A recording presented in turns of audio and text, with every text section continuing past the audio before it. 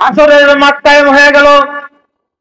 ছোট ছোট মাসুম বাচ্চা যাদের থাকে তারা তো নিষ্পাপ মাসুম, যারা দুনিয়ার থেকে বিদায় হয়, একদিনের বাচ্চা, 2 দিনের বাচ্চা, এরকম যারা নাবালক বাচ্চা ছিল, যারা বিদায় হয়, তারা তো নিঃসন্দেহে জান্নাতি, কথা ঠিক কিনা, যেহেতু তারা মাসুম।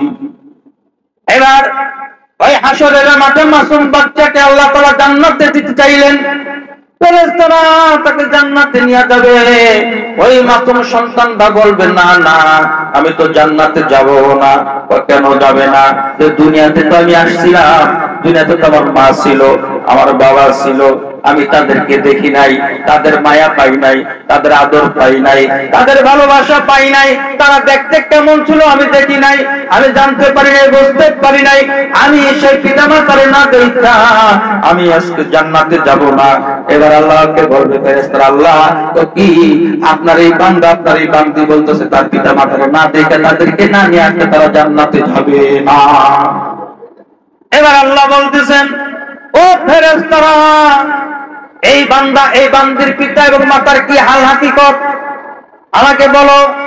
এবার ফেরেশতারা যে বলতেছে, আল্লাহ গো, কি এই পিতা মাতা জাহান্নামী, জাহান্নামের আগুনে তারা জ্বলতেছে, তারা জাহান্নামের আগুনে ভস্মীভূত হচ্ছে।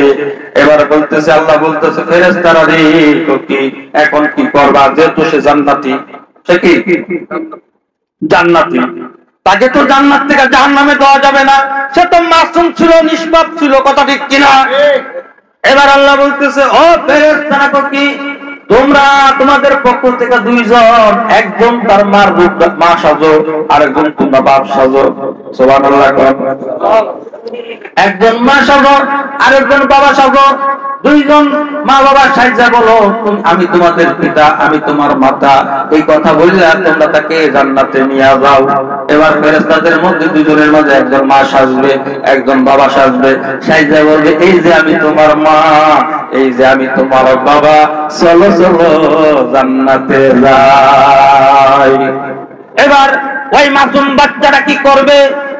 মার নাকের কাছে যে গান শুনবে না, মার নাকের কাছে যে গান যখন শুনবে, শুনিয়া দেখবে, বলবে যে না না, তুমি আমার মা হইতে পারো না, তুমি আমার বাবা হইতে পারো না। এবার আল্লাহর কাছে বলবে ফেরেশতারা, আল্লাহ গো, কি তোমার এই বান্দা বান্দি নাকের দ্বারে কি জানি হুমলো, হুঙ্গা কইতেছে আমি নাকি তার মা না, আমি নাকি তার বাবা না, ওই তার কারণ কি জিজ্ঞাসা করো। এবার আল্লাহ তাআলার পক্ষ থেকে ফেরেশতারা জিজ্ঞাসা করবে তার কারণটা কি। ও শুনো, আমি যখন দুনিয়াতে, যখন আমি আমার মাকে, আমার বাবাকে রেখে যখন আইসা করছি, আমার জনম দুঃখী মা, মা গো, আমার মা জনম দুঃখী মা 10 মাস 10 দিন আমার গর্ভে ধারণ করেছে, আমাকে দুনিয়ার আলো দেখাইছে। আমি যখন আইসা পড়ছি, আমার ওই জনম দুঃখী মা এমন কান্না করছে, কানতে কানতে নাকের পানি চোখের পানি এক হইয়া একটা দুর্গন্ধ সৃষ্টি হয়েছে। যে দুর্গন্ধটা আমি এখন এখানে পাইতেছি না, যার কারণে আমি বুঝতে পারছি তুমি আমার মা না, তুমি আমার বাবা না। সুবহানাল্লাহ। এবার আল্লাহ বলবো, ফেরেশতারা কি যেহেতু ধরা খাইয়াই গেছো, কোন কারণ নাই, তো কি তার বাপ মারে, আসল বাপ মারে নিয়ে আসো। এবার আসল বাপ মারে নিয়ে আসছে, আসার পরে তাদের দুনিয়ার শুরু তাদের নাই, তাদের দুনিয়ার শুরু তার নাই। এবার ওই বাচ্চা শিশুটা বলবে, এটা আমার মা না, এটা আমার বাবা না, তাদের দুনিয়ার শুরু তো এরকম ছিল না। এবার আল্লাহ বলতেছে, ও ফেরেশতারা, আমার সেই বান্দারে বলো তার পিতা মাতার কোলে এসে বসার জন্য।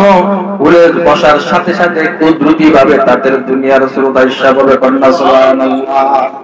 এবার ওই বাচ্চা শিশুটা যখন পিতা মাতার কোলে যখন এসে বসে, বসার সাথে সাথে দুনিয়ার শুরুটা ইচ্ছা করে। এবার আল্লাহ বলতেছে, সমস্ত কিছু যখন হইয়া গেল, আর তার পিতা মাতার আটকে কি লাভ?